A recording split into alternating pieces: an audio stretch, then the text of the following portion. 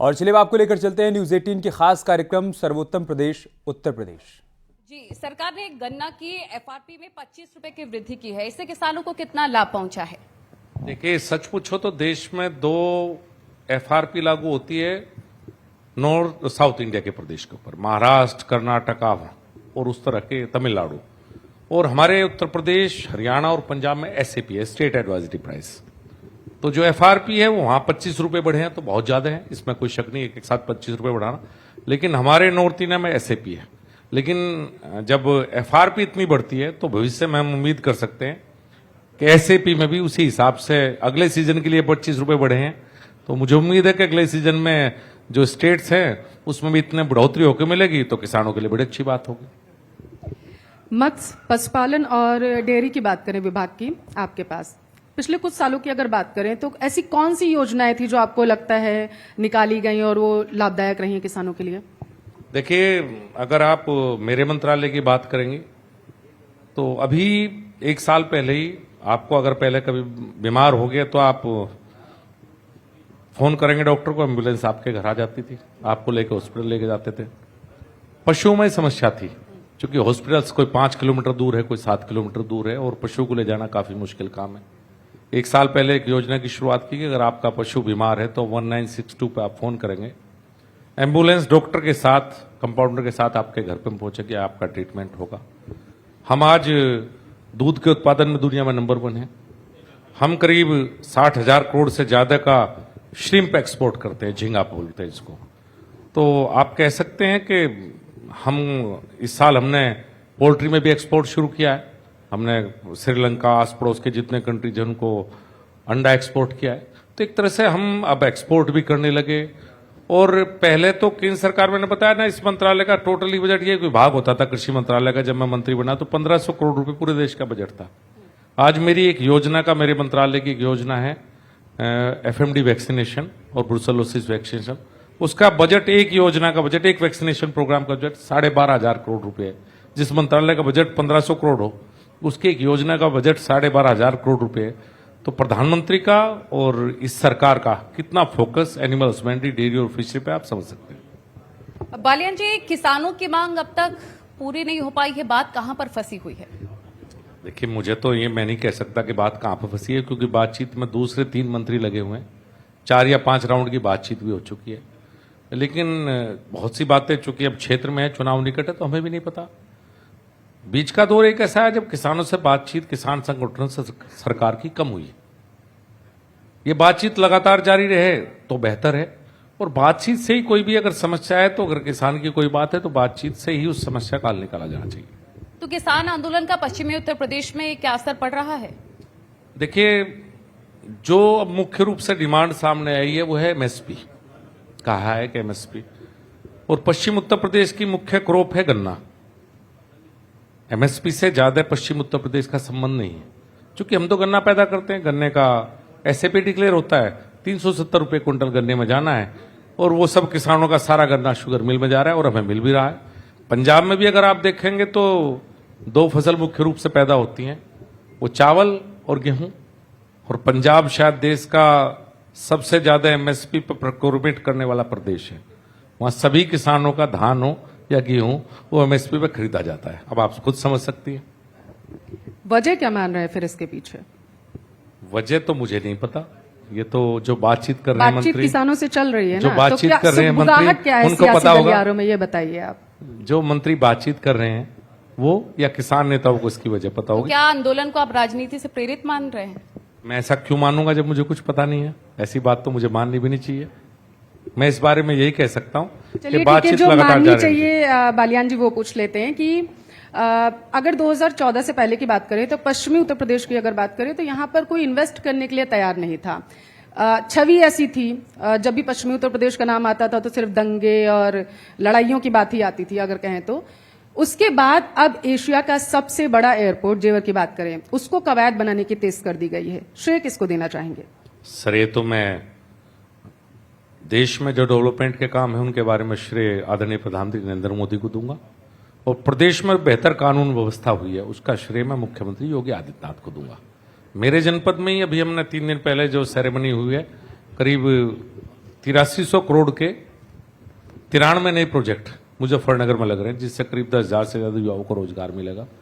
तो जहां मुजफ्फरनगर में शुगर मिल के अलावा पेपर और इंडस्ट्री थी और वो भी पलायन के स्थिति में थी, अब नई इंडस्ट्री हमारे पश्चिम उत्तर प्रदेश में आ रही है, रोजगार की संभावनाएं हैं, बिजली बेहतर हुई है, 24 घंटे बिजली मिलने लगी, सड़कें बेहतर हुई हैं, डीएफसीसी कॉरिडोर बन चुका है। तो ये सब चीजें उद्योगों के लिए बेहतर है। पश्चिम उत्तर प्रदेश भविष्य में उद्योग का केंद्र बनेगा, मुझे ऐसी संभावना दिखाई देती है। बालियान जी, आरएलडी और समाजवादी पार्टी अपने दोस्ती के बड़े बड़े कसीदे पढ़ा करते थे, आपने उनकी दोस्ती में दरार डाल दी है?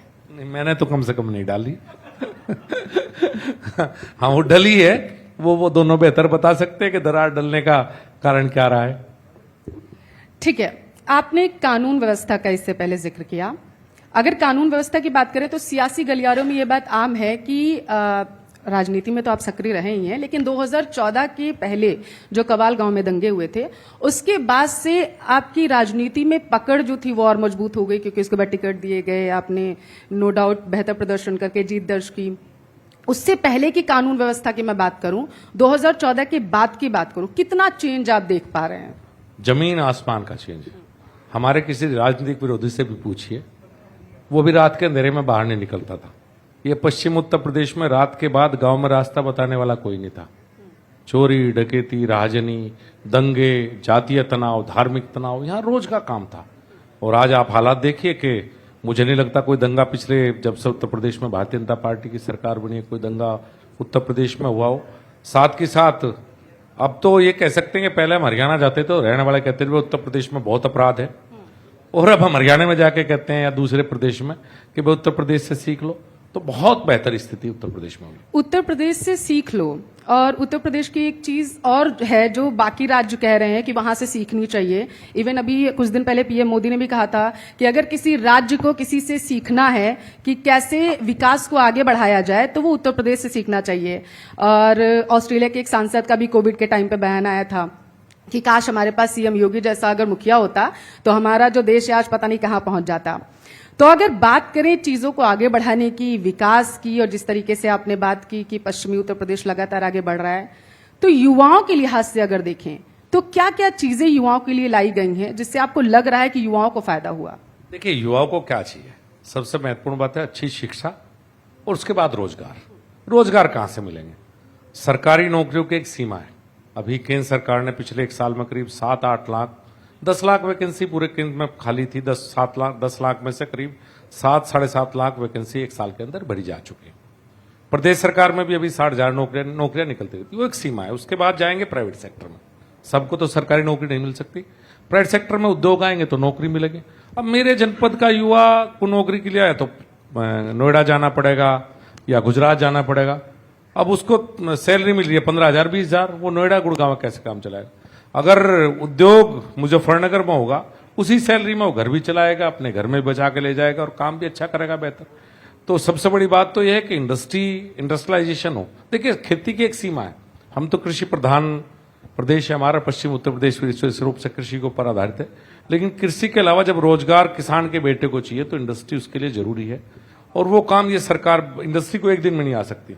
बेहतर इंफ्रास्ट्रक्चर और बेहतर कानून व्यवस्था दो आवश्यकता है। जितनी भी सरकारी संस्थाएं हैं, और अगर मैं सुविधाओं की बात करूं तो पूर्वी उत्तर प्रदेश में है। क्या यही वजह है कि आपने पश्चिमी उत्तर प्रदेश को कुछ दिन पहले मांग की थी कि अलग किया जाए? हाँ, आपकी बात ठीक है, वही एक कारण था, सबसे बड़ा कारण वही था, और वो सच भी है। एक बड़ा सवाल जो हर किसी के मन में है, आपने पश्चिमी उत्तर प्रदेश को अलग राज्य बनाने की मांग की थी, मेरठ इसकी राजधानी होनी चाहिए आपने कहा था, इसकी क्या वजह मानते हैं आप? देखिए, मैं तो अभी जो पहले इस सवाल का जवाब मैं दे चुका हूं कि बड़ा प्रदेश है, उत्तर प्रदेश है, 2 एम्स है, एक गोरखपुर, एक रायबरेली। उत्तराखंड मेरे पड़ोस में 5 लोकसभा सीटें, एक एम्स है ऋषिकेश में। अब उत्तर प्रदेश में तो उस हिसाब से मेरे विचार से 16-17 एम्स होने चाहिए थे। आप कहीं भी देखेंगे हमारे डिस्ट्रिक्ट बड़े बड़े हैं। प्रधानमंत्री ने कहा कि हर डिस्ट्रिक्ट में एक मेडिकल कॉलेज होगा। मेरा डिस्ट्रिक्ट कितना बड़ा है, मेरे पड़ोस में छोटे छोटे डिस्ट्रिक्ट, वहां भी एक मेडिकल कॉलेज। जब केंद्र सरकार से योजनाएं बनती हैं तो प्रदेश को जाती हैं।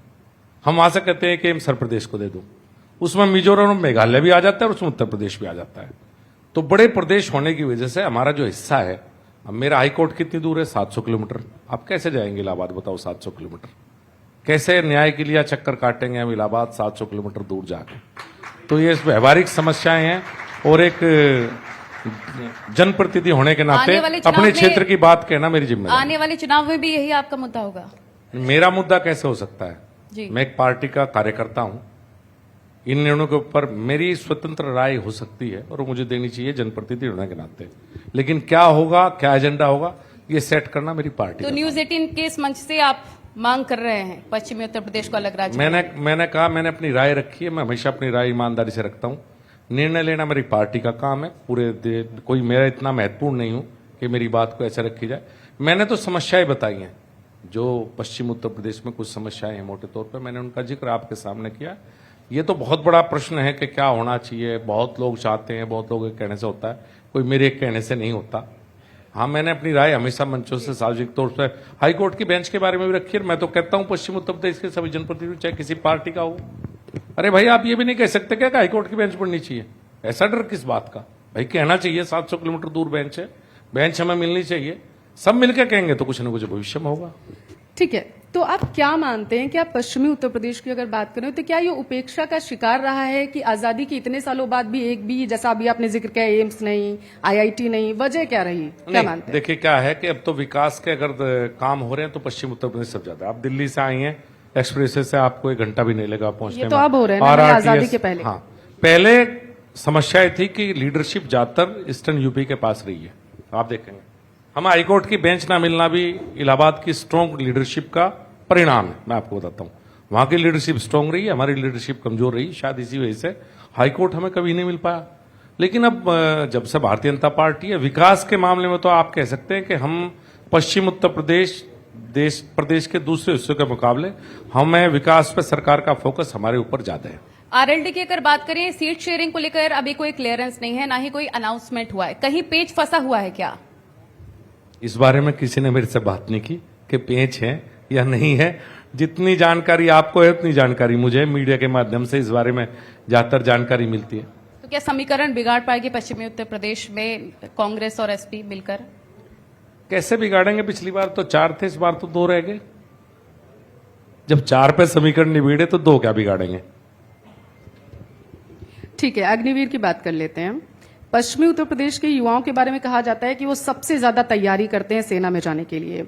अग्निवीर योजना जो लाई गई, उसको कितना आप मान रहे हैं कि युवाओं को रोजगार देने की अगर हम बात करें तो उसमें सक्षम साबित हो रही है?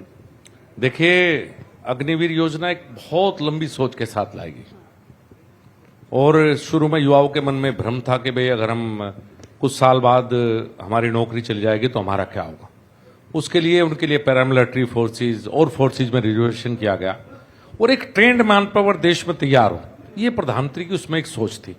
और जिस योजना के बारे में कहते विरोध हो रहा है, उस योजना के लागू होने के बाद पहली भर्ती मेरे जनपद मुजफ्फरनगर में हुई थी।